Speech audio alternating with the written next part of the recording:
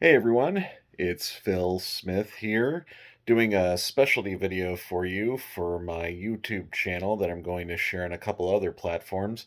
It's been a while since I've done anything on there, but what I wanted to do this time around was just kind of share a little bit of what I've purchased recently, some movies, along with some music, along with a few other goodies here. So I'm just going to kind of go through this. This is just stuff I've kind of recently purchased over the last month or so I thought I'd just share it with you. So let's check some stuff out, shall we? So I took advantage of the Kino Lorber Studio Classics sale recently for Blu-ray and got a couple things, starting with Scavenger Hunt.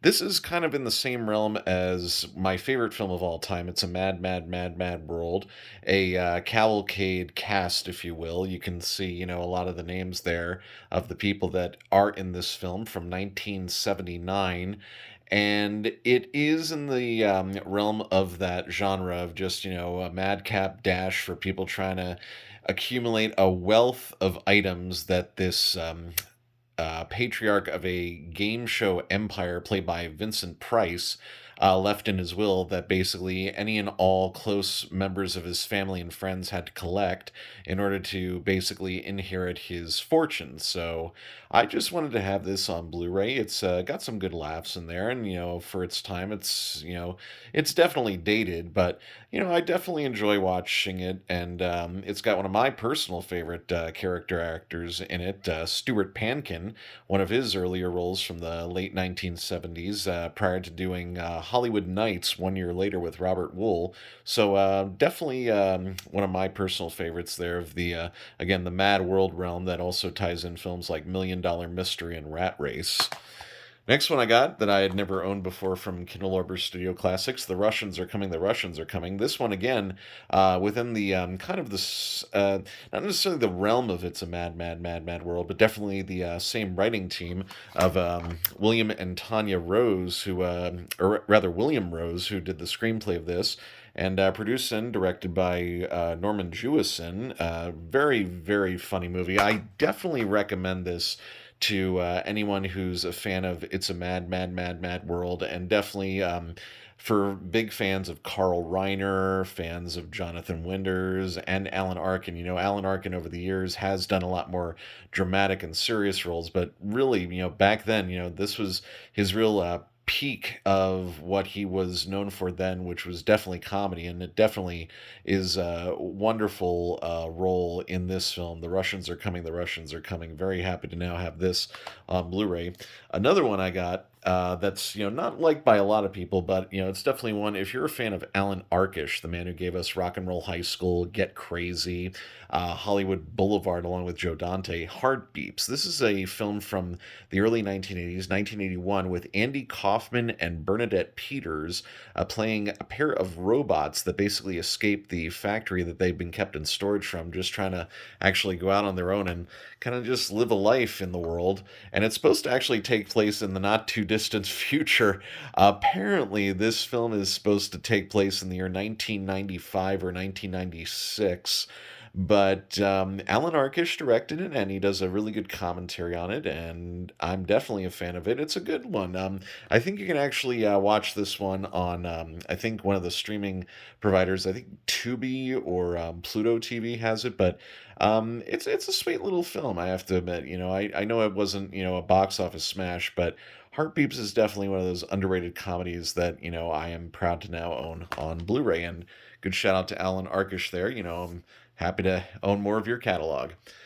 This Tim Conway and Chuck McCann comedy, they went that away and that away.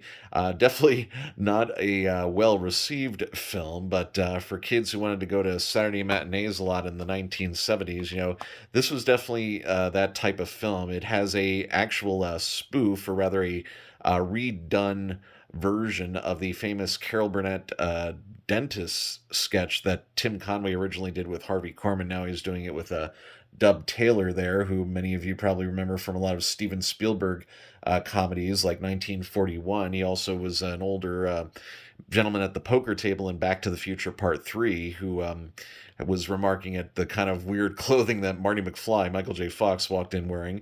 As you can see also in there, Richard Kiel, Jaws from the James Bond film The Spy Who Loved Me, is in this film as well.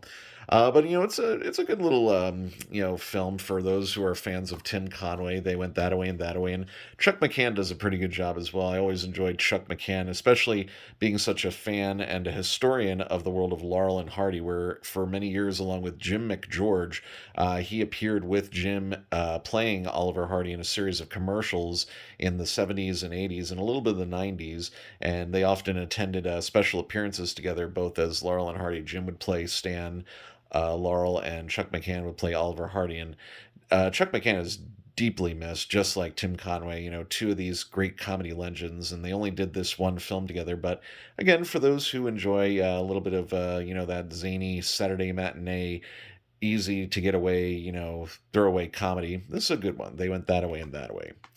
So next one we got, this is actually an import that I purchased. This is a steelbook edition of a great British thriller film, The Long Good Friday, that starred Bob Hoskins and Helen Mirren and Eddie Constantine.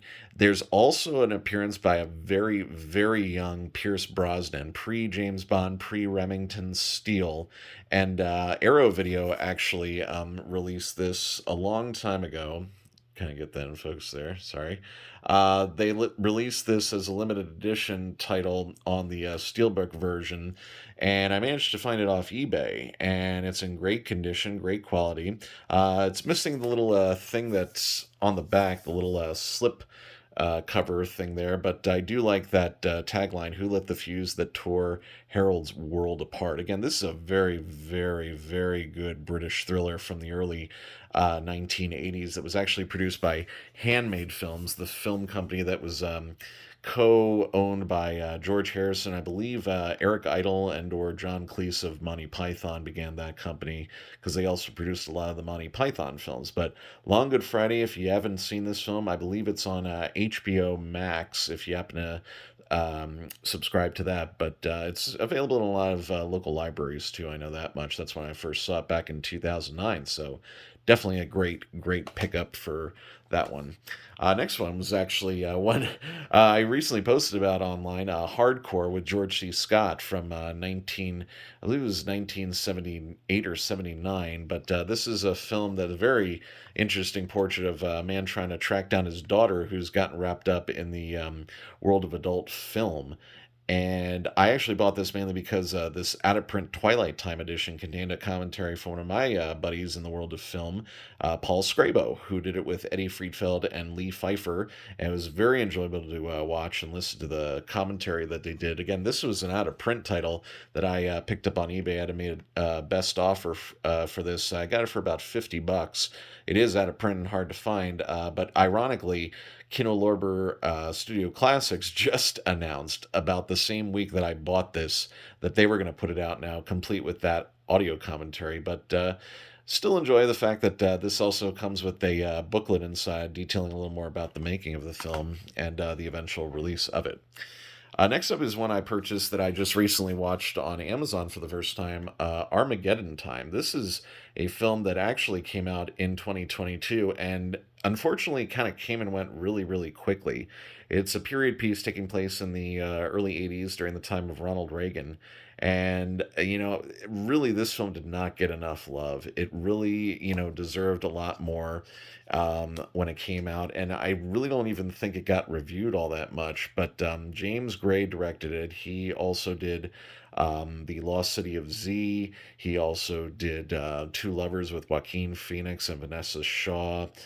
And this is just a beautiful, beautiful film. Again, it's a family drama period piece set in the 1980s.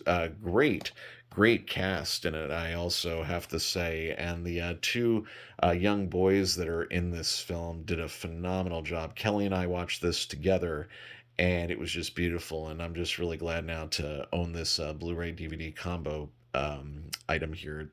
Definitely highly recommend if you have a chance. Again, this film could have gotten so much more love, I think, and could have possibly been nominated for an Academy Award as well if it had just gotten a little more play in theaters. But really, it played on the circuit of, the film festival circuit very briefly, I think less than 2 weeks. And if it came to Las Vegas at all, it was very brief. I don't even think I saw it playing more than maybe 3 days it listed when I went back into Fandango and looked at previous showtimes. But glad to have it now in my possession. Going to take a look at now some 4K movies I bought, primarily from Shout Factory. I recently obtained the 4K of one of my favorites of the 80s, Midnight Run. This one actually was introduced to me by my parents a long time ago when my mom had it recorded on VHS off of HBO, but this is a film that I love revisiting every now and again. I just actually got done watching it a couple minutes ago. The 4K presentation is very well done. It was a 4K scan of the original camera negative, and it just looks and sounds incredible. So, very happy to now have the 4K of Midnight Run. Another one I love, this one from Jack Nicholson, The Last Detail, and it is by Hal Ashby.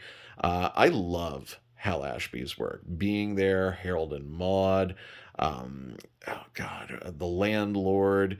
I mean, Hal Ashby is just one of those incredible maverick directors of the 1970s whose work really deserves some praise. I mean, this man has done some incredible films, and it's a beautiful, beautiful film. It's very much a Jack Nicholson performance that few nowadays seem to want to talk about. They'll usually talk about The Shining, they'll talk about Batman, they'll talk about A Few Good Men.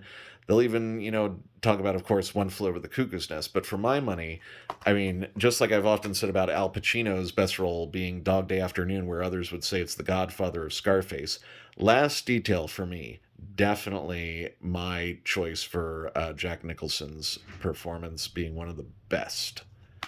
Another one I got in 4K from Shout Factory recently, War Games. I had never actually owned War Games on any format, although I think I may have bought a Laserdisc a while back, but I never watched it really or held on to it. I think it was just more for like collector's sake. But I just felt, hey, this is a nice little package put together here with some really good bonus features, including commentary from the director John Badham, who also did War Games and Short Circuit, and the 1979 Dracula with oh, what was his name? Oh God, I'm gonna totally blank on his name now.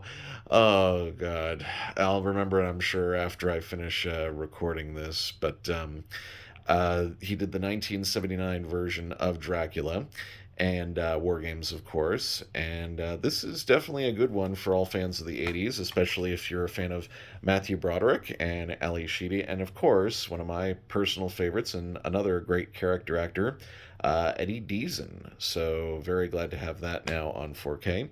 Another one that's both mine and Kelly's favorite, Carrie. Got the 4K of Carrie here, and this one also has the slipcover that usually becomes kind of limited once the titles go out of print. But this is actually a 3 disc edition here that comes with the 4K, the Blu-ray, and then a separate disc that is purely just for the special features. And very, very happy to now have that one on 4K. Another one I decided to go for from Kindle Lorber, the 4K of Billy Wilder's Some Like It Hot, the classic comedy known as the greatest comedy of all time. I believe that is American Film Institute who once said that it was the greatest comedy of all time on their list, number one with The Bullet. And this is just, I've owned this on a lot of formats. I've owned it on Criterion Blu ray. I've owned it on Special Edition MGM DVD. I've also owned, and I still do own this one, the special Criterion box set Laserdisc that was put out in the late 80s that has some additional features that were never reproduced anywhere else. But I'm definitely looking forward to this one. This one also has a new audio commentary here from Joseph McBride, who wrote Billy Wilder, Dancing on the Edge. Most of the other bonus features are archive features, so I've seen them before, but again, I'm just happy to have that on 4K. So looking at some DVDs now, this is one I had actually wanted to find a physical copy of. This is an old TV series called American Dreams. This I actually picked up at my one of my local libraries. They were having a big sale there, and they had these DVDs of TV shows that were about $2 each. And I just saw this, and it was not in the greatest condition, but at least the discs are. And I had never owned a physical copy of this. So I was definitely happy to now have this. This was a show that took place during the 1960s. Kind of, I guess you could say it's almost like a spiritual follow up to the Wonder Years, kind of going back in the heyday of, actually, a few years before that. Actually, this takes place in the early 1960s, kind of in the heyday of American Bandstand with Dick Clark, where a lot of people were watching, the new music acts on that show. And I was just very happy to be able to grab this. Again, this is a show that only lasted, I think, 2 seasons, and only the first season ever actually got released on DVD, mostly due to music rights issues. But another one I'm very happy to now own. Another one I decided to finally get a physical copy of was the film Eagle versus Shark. This classic New Zealand film made by Taika Waititi. I do apologize if I mispronounced that. But this is the same guy who directed. What was that? Jojo Rabbit. Yeah, he directed Jojo Rabbit. And in fact, I just remember the name of the guy from Dracula now, Frank Langella. So yeah, for those listening and remember the previous bit about war games, so that was Dracula with Frank Langella. Okay, moving on. See what I do here? Anyway, Eagle versus Shark is a great film, a great indie film that introduced a lot of people to Jermaine Clement. Most people know him now from Flight of the Conchords, of course. There's Jermaine for anyone who needed a little bit of a close up there. I know he'd appreciate it. This is one of our shared favorites, Kelly and I, and recently rewatched this with commentary from the director, along with some special guests that popped in here and there.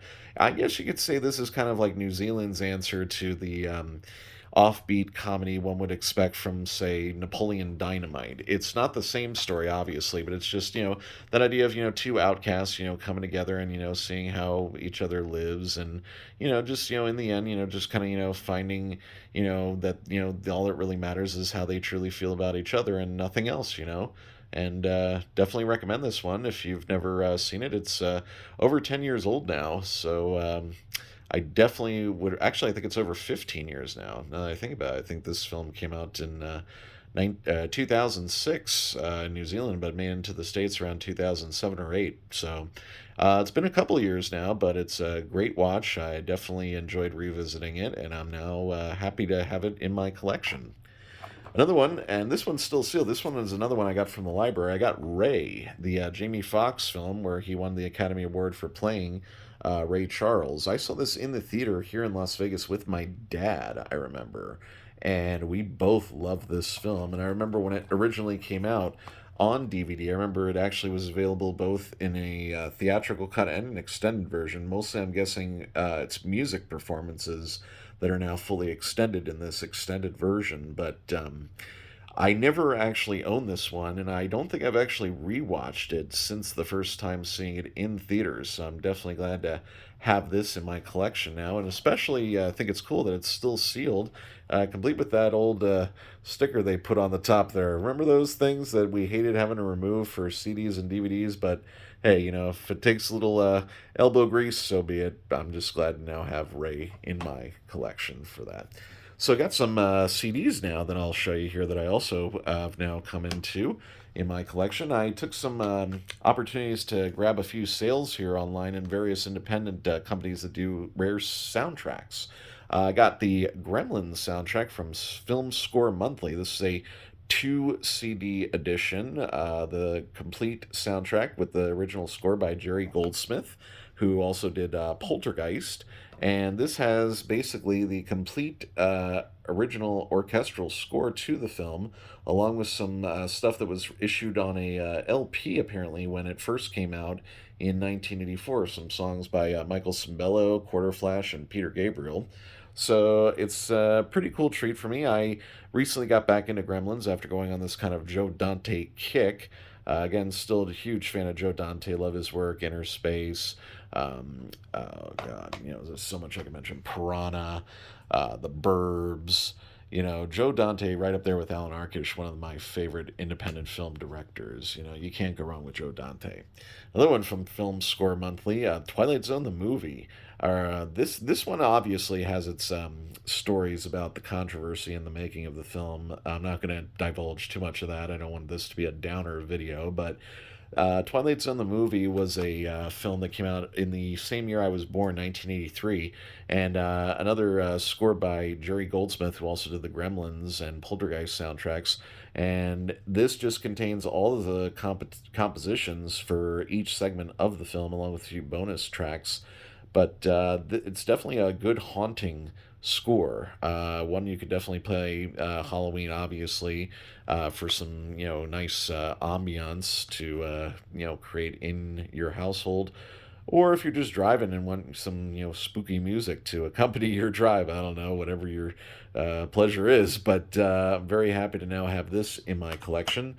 And another one, continuing with the Jerry Goldsmith stuff, the two-disc edition of Poltergeist, the soundtrack for Poltergeist from 1982. Another one from Film Score Monthly. This one compiles every piece of music by Jerry Goldsmith, along with a reproduction of the original soundtrack album and some bonus tracks that I guess were mainly source music and alternate versions.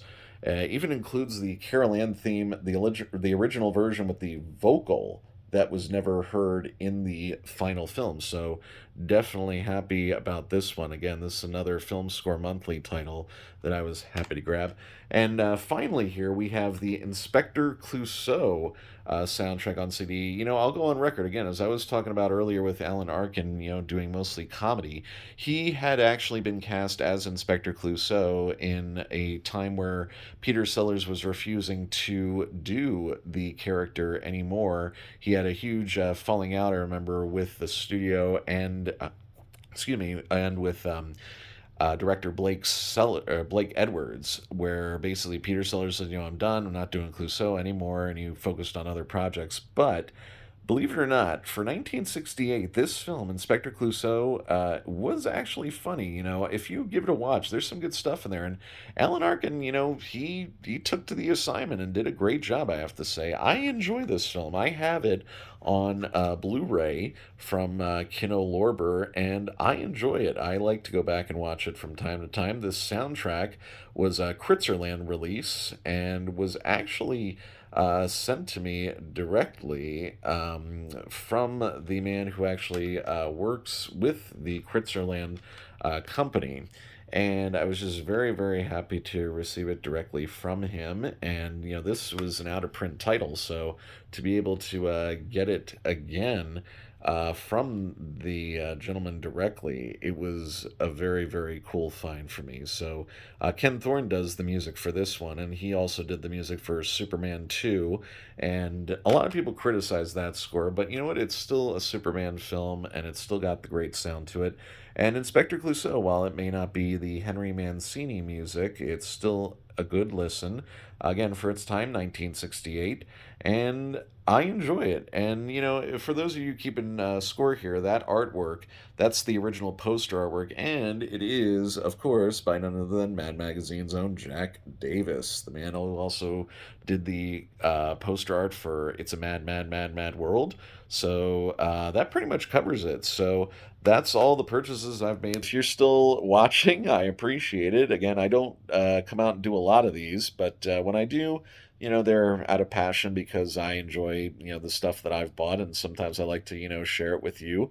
If there's of any interest that you also have in this, hey, shoot me a comment or, let me know if there's anything else you're interested in seeing here. Again, I haven't done the Flix audio commentary in a long, long time.